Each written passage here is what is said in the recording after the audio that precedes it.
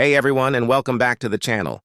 We often picture the Renaissance as this incredibly sophisticated era of breathtaking art, genius inventors like Leonardo da Vinci, and beautiful music.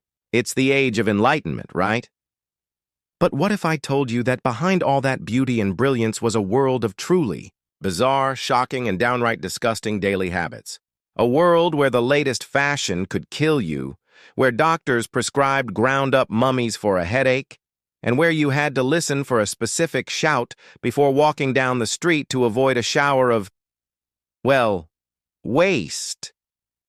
For every masterpiece by Michelangelo, there was a reality of strangeness that history books often gloss over. So buckle up, because today we are recounting down 10 of the weirdest customs from the Renaissance that will completely change how you see this famous period in history. And trust me, Number 7 will make you very, very glad you live in the 21st century. The deadly pale complexion. Our first strange custom revolves around the ultimate Renaissance beauty standard, a ghostly white porcelain complexion. This wasn't just a preference, it was a powerful social signal.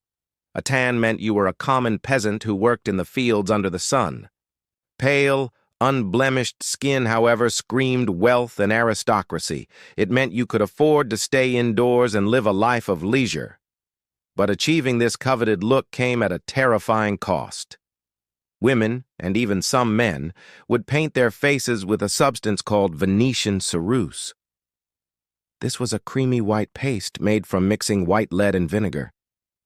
It was brilliant at covering up scars, smallpox marks, and blemishes, creating a smooth, mask-like appearance that was all the rage. But lead is, as we know now, highly toxic. This daily ritual of poisoning themselves led to severe skin damage, hair loss, muscle paralysis, organ failure, and in many cases, a slow and painful death. The most famous example might be Queen Elizabeth I, whose famed mask of youth is believed to have been achieved with lead-based paints, potentially contributing to her health issues later in life. They were literally sacrificing their long-term health for a fleeting beauty ideal, an ideal that we've completely reversed today, where a sun-kissed glow is now seen as the symbol of health and luxury. The plague mask makeup. Sticking with the incredibly dangerous makeup trend, the ideal Renaissance face wasn't just deathly white, it also needed a dramatic flush of color. Bright red, Cupid's bow lips, and rosy apple cheeks. This look, sometimes called the Spanish fly, was the final touch of a fashionable face. But just like the white base, the rouge was a recipe for disaster. To achieve this vibrant red color, people turned to some frightening and often poisonous ingredients. The most common red pigments came from two main sources, either cinnabar, which is mercury sulfide, or from crushing up thousands of tiny female cochineal beetles native to South America. Just like the lead-based white paint, the mercury in the rouge was a slow poison. Applied daily, it seeped into the skin, causing neurological damage, tremors, kidney failure, and ultimately, death. Even the beetle-based option, while less directly poisonous, caused allergic reactions in many. It's a shocking reminder that the pursuit of beauty has often come with incredible risks throughout history. It makes you appreciate the relative safety testing and regulation of modern cosmetics, even though it's worth noting that carmine, a red dye still used in everything from lipstick to fruit juice, is derived from those very same cochineal beetles. Rotten teeth as a status symbol. This next custom might be the most counterintuitive and outright gross on our entire list. In places like Elizabethan England, among the wealthy elite, having black, rotten, decaying teeth became a bizarre and unexpected status symbol. Why on earth would rotten teeth be desirable? It all came down to one incredibly expensive luxury item: sugar. When sugar was first imported from the New World colonies, it was exorbitantly priced, a luxury that only the richest members of society could afford to consume in large quantities. The Tudor elite went sugar crazy. They put it in everything: their food, their wine, and even used it in their toothpaste. The inevitable result was widespread tooth decay, cavities, and gum disease. So in a twisted display of one-upmanship, if your teeth were black and rotten, it was visual, undeniable proof that you were so rich you could afford to ruin your health with vast quantities of sugar. They would literally smile and laugh to show off their wealth. Queen Elizabeth I herself, with her blackened teeth, was the trendsetter for this. It's a stark contrast to today, where a bright, white, perfectly straight smile is the modern status symbol of health and affluence. Medical diagnosis by urine. Renaissance medicine was a strange and often terrifying mix of emerging science and ancient superstitious beliefs. One of the most important and bizarre diagnostic tools for a physician was a flask of the patient's urine. This practice, called uroscopy, had been around for centuries but reached its peak in the Renaissance.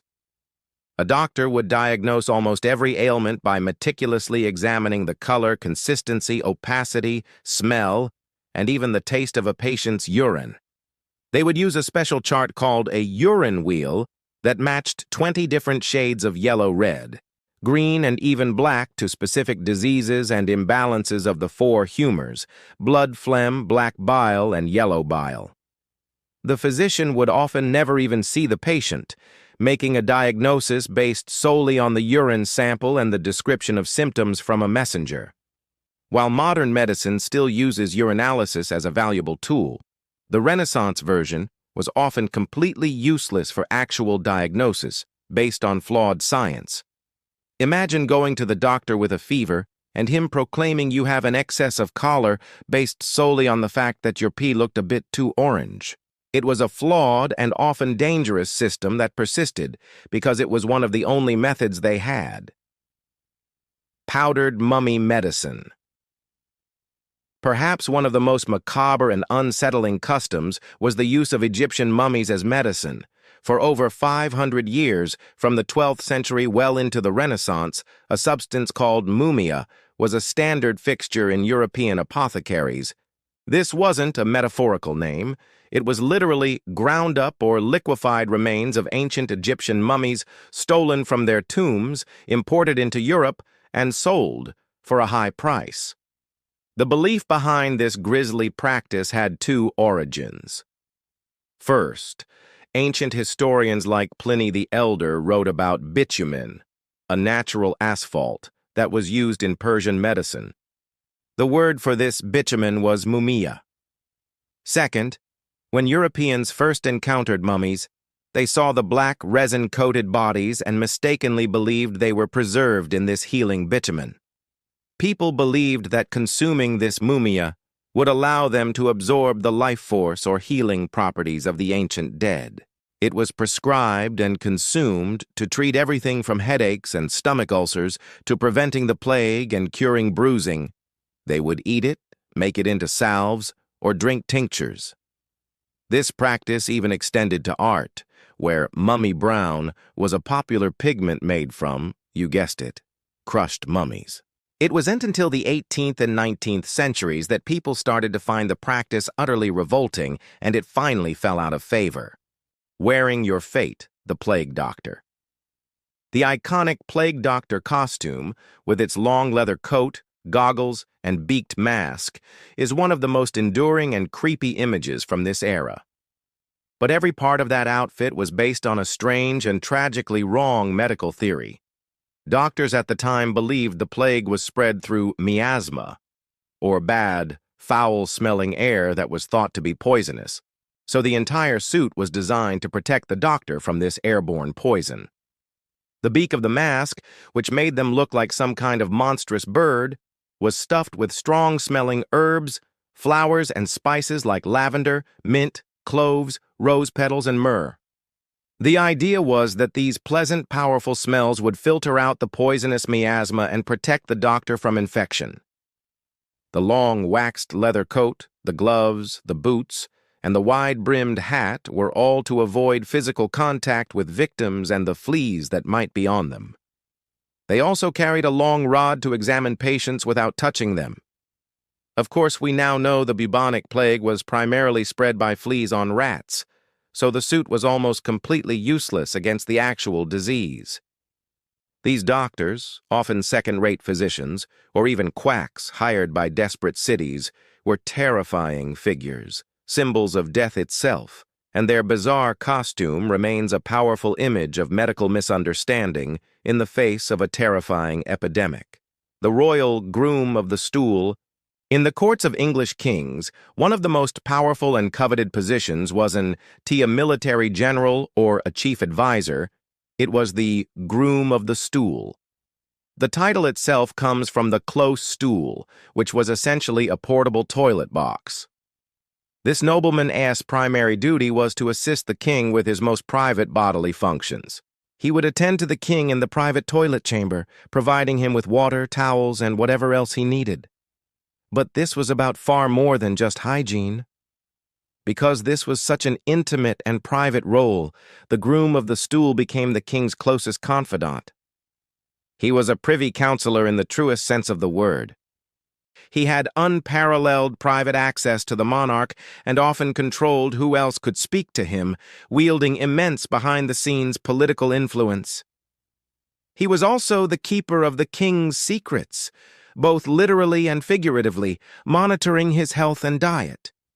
It's a bizarre reminder that in a royal court, proximity and absolute trust were often more valuable than traditional power or title, no matter how undignified the job description might seem to us today. For the nobles who held this position, it was the ultimate honor. Dueling with spoons. In Scotland, they had a very formal and strange way for two men of different social classes to settle a dispute, a ritual known as the boxing of the ear, which could escalate into a deadly duel called a combat of rancor. The ritual began if a gentleman struck a servant or a man of lower rank. Because they were not social equals, a formal sword duel was considered inappropriate. Instead, they would be brought to a designated place of combat, often a churchyard. Their left wrists would be tied together with a strap, giving them only about a foot of space between them. Each man was then given a dirk, a long Scottish dagger, to fight with their right hand. But the strangest part came before the fight. To symbolize their connection in the dispute, they had to first hold the same spoon or a single stick between them. This ritualized, intimate, and brutally violent method of conflict resolution shows just how deeply ingrained codes of honor and formalized violence were in the culture, with even the most mortal of conflicts requiring a specific, strange etiquette. Chamber pots out the window. Sanitation in Renaissance cities was practically non-existent, and the reality was utterly disgusting by our standards. Most people relied on chamber pots, basically portable toilets, which they would keep in their homes. But when it came time to empty them, the most common method was simply to open the window and toss the contents into the street below. There was sometimes a courtesy shout of "Gardyloo," meaning "watch out for the water," but this was not always given. Pedestrians walking the narrow, cobbled streets would often be met with a sudden, unpleasant shower. The streets of cities like London and Paris were literally flowing with raw sewage, garbage, and animal waste. This contributed to the spread of disease and the overwhelming, horrendous stench that hung over urban areas. This disgusting practice is actually the origin of several phrases we still use today. Gardyloo itself faded out, but the habit led to the development of sidewalks, literally raised paths to walk side and away the worst of the muck in the center of the street. It also is the likely origin of the phrase, "throw the baby out with the bathwater," as all wastewater, including the rare full bath, was dumped from upper-story windows. Animal trials. Perhaps the peak of Renaissance strangeness was the practice of putting animals on trial.